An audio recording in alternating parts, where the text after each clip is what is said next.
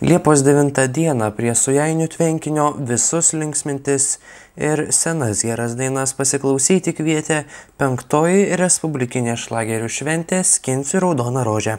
Šiais metais jau mes turime tokį jubiliejų, yra 5-oji mūsų.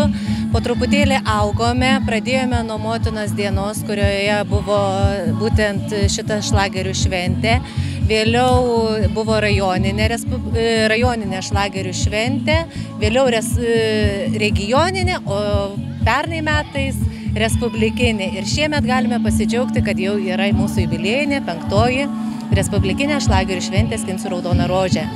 Į šią šventę atvyksta visi kolektyvai iš visos mūsų Lietuvos. Kiekvienais metais vis keičiasi. Ir šiemet gausa yra tokia, kad mes jau sulaukėme 19 kolektyvų atvykstančių, kurią programą pamatysite vėliau. Ir tikėkime, kad bus dar jinai gausesnė, įspūdingesnė. Ši šventė ar ne yra jubiliejinė, kaip sakėt, kuo jinai yra išskirtinė, kuo jinai ypatinga? Raseinių rajone nei vienoje turbūt kultūros įstaigoje nėra šlagerių šventės. Tai mes akcentuojame būtent, kad prisiminti tas senas geras dainas, estradinės. Ir nors senosios šlagerių dainos tampa vis rečiau grojamos per radiją, tačiau šis renginys kasmet pritraukia vis daugiau ne tik vyresnio, bet ir jaunesnio amžiaus žmonių.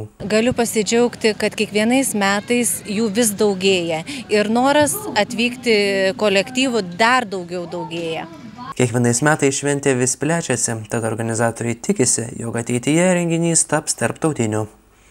Jeigu pasisektų, kaip meras anksčiau Algirdas Gricius linkėjo mums patapti respublikinę, mes ją patapome, tai idėja yra tokia, ją išauginti į tarptautinę.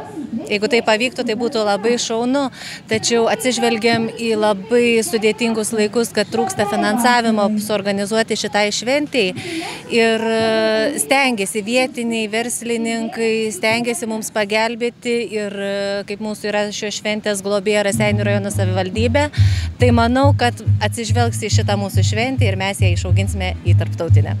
Vakaro programoje visus linksmino dainininkai Deividas Zvonkus ir Stano.